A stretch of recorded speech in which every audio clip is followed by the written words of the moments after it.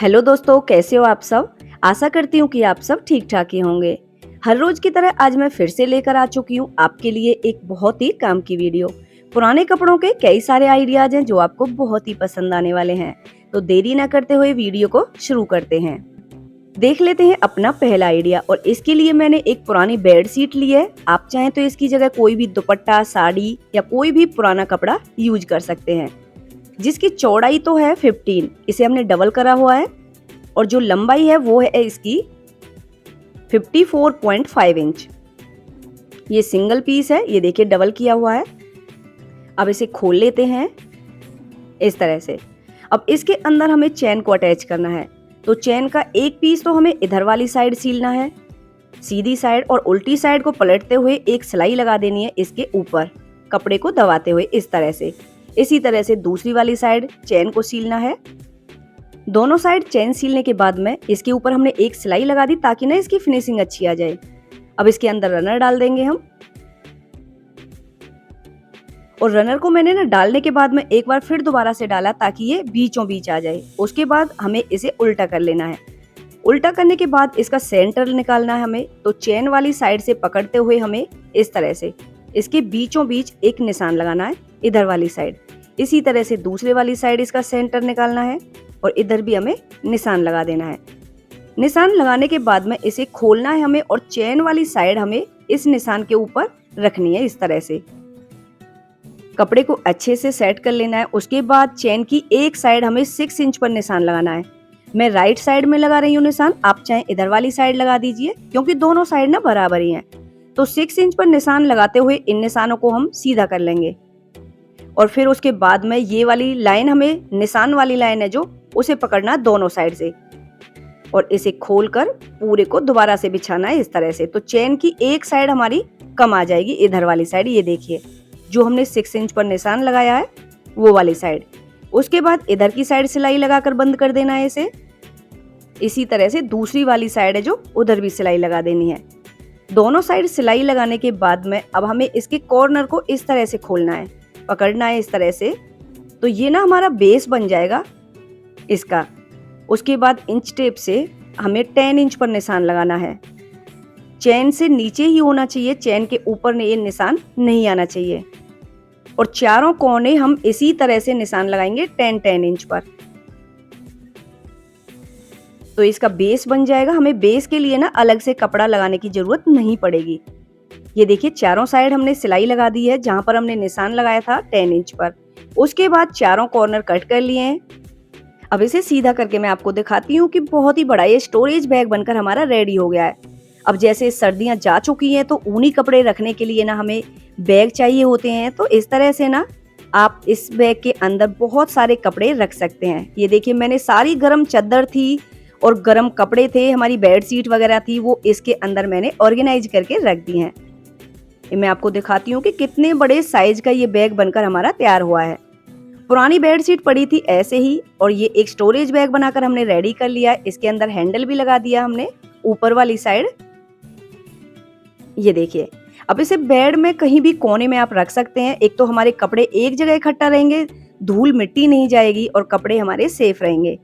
है ना कितना बड़ा और कितना यूजफुल बैग बनकर हमारा रेडी हो गया है। तो आइडिया आपको जरूर पसंद आया होगा। अब देख लेते हैं दोस्तों अपना अगला आइडिया। इसके लिए मैंने लिए ट्रांसपेरेंट पॉलीथीन, जो हमारी पैकिंग वाली पॉलीथीन आती है ना वो वाली। तो थोड़ी मोटे वाली साइज की लीजिए। पतली पॉलीथीन होती है ना उसके ऊपर मशीन अच्छे से सिलाई नहीं लगा पाती है। और ये हमने लिया एक शॉपिंग बैग जिसमें से हमने 2 पीस कट किए हैं जिनकी चौड़ाई 1 इंच है। ये हम पाइपिंग के लिए यूज करने वाले हैं। अब पॉलीथीन की जो लंबाई ली है मैं आपको नाप कर दिखाती हूँ। इसकी जो लंबाई और चौड़ाई है, लंबाई तो इसकी है 15 इंच और जो इसकी चौड़ाई है वो ली है हमने 3 इंच इस तरह से। अब पॉलीथीन की फिनिशिंग कर लेते हैं दोनों साइड से। तो जो हमने पाइपिंग के लिए शॉपिंग बैग का कपड़ा कट किया है ना, उसे हमें इस तरह से रखना, पॉलीथीन को बीच में उसके, और दोनों साइड इस तरह से सिलाई लगा देनी है इसे दबाते हुए इस तरह से। इसी तरह से दूसरी वाली साइड है उसे भी हम फिनिशिंग कर लेंगे पाइपिंग के साथ में। या फिर आप कोई भी कपड़े का पीस इस्तेमाल कर सकते हैं पाइपिंग के लिए। तो ये देखिए हमने दोनों साइड पाइपिंग लगाकर रेडी कर लिया इसे। अब ये हम बनाने वाले हैं रिमोट के लिए कवर, चाहे टीवी का रिमोट हो चाहे एसी का रिमोट, तो दोनों के लिए हम इस तरह से कवर बनाकर तैयार कर सकते हैं। अब ये हमें नाप लेना किस तरह से, ये देखिए रिमोट को रखना है पॉलीथीन के ऊपर इस तरह से। तो एक साइड तो हमें बड़ी रखनी है रिमोट से और जो दूसरी वाली साइड है वो हमें रिमोट के बराबर रखनी है। तो हमें सिलाई लगानी है जो इस तरह से पहले हमें पॉलीथीन को पकड़ लेना है ताकि हम दूसरी वाली साइड को ना इस तरह से फोल्ड कर सकें। एक साइड हमें बिल्कुल रिमोट के बराबर रखनी है। पॉलीथीन को इधर से पकड़कर इस तरह से दबाते हुए ना एक निशान लगा देना है। अब दोनों साइड हमें पाइपिंग से अटैच करना है इसे।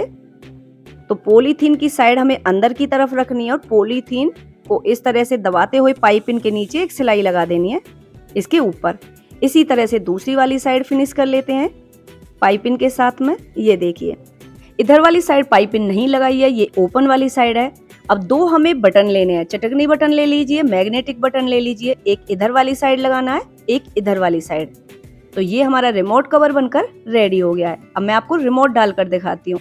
देखिए एक तो धूल मिट्टी से बचाएगा और एक रिमोट जब बार बार बच्चे गिरा देते हैं ना जिसकी वजह से वो टूट जाता है। अब कवर की वजह से इसके अंदर ना तो धूल मिट्टी जाएगी और ना ही ये गिरकर टूटने वाला है। तो इस तरह से आप भी अपने एसी या टीवी के रिमोट कवर बना सकते हैं। ये देखिए चाहे तो आप इधर की साइड से ना एक छोटा सा होल कर दीजिए या फिर लाइट इस तरह से ना काम करती ही है। ये हमारा रिमोट कवर बनकर रेडी हो गया है और कवर की वजह से इसकी लॉन्ग लाइफ हो जाती है, लंबे टाइम तक खराब नहीं होगा, धूल मिट्टी से बचा रहेगा। तो आइडिया आपको जरूर पसंद आया होगा। अब देख लेते हैं अपना नेक्स्ट आइडिया। इसके लिए मैंने एक पुराना प्लाजो लिया है। पहले इसकी मोहरी वाली साइड है जो वो कट करके अलग कर देंगे। उसके बाद इसकी जो साइड वाली सिलाई है वो निकाल कर हमें इसे सिंगल पीस बनाकर तैयार कर लेना है। अब हमें इसमें से 2 पीस कट करने हैं। ये देखिए 2 पीस हमने कट कर लिए हैं।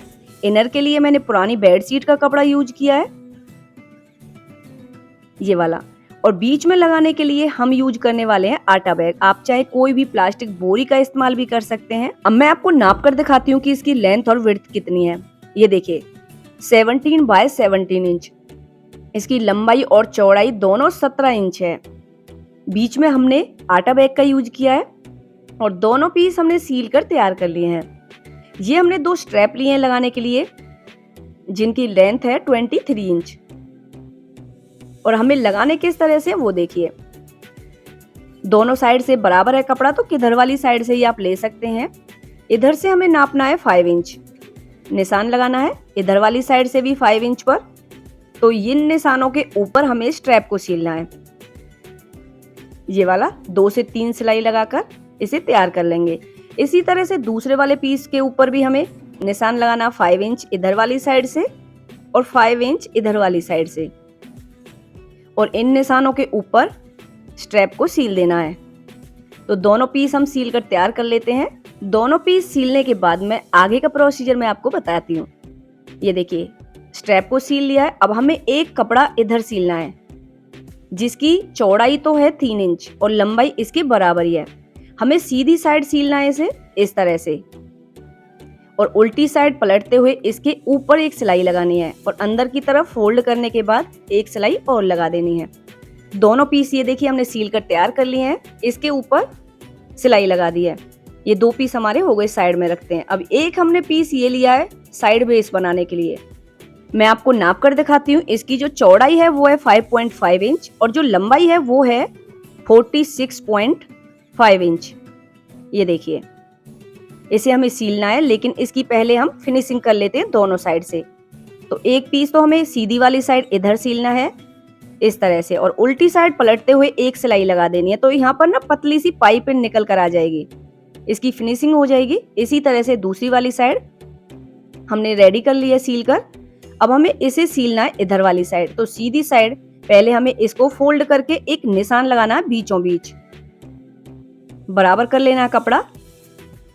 इधर बीचों बीच हमें एक निशान लगा देना है ताकि हमें पता चले ना कि इधर से हमें सिलाई लगानी है।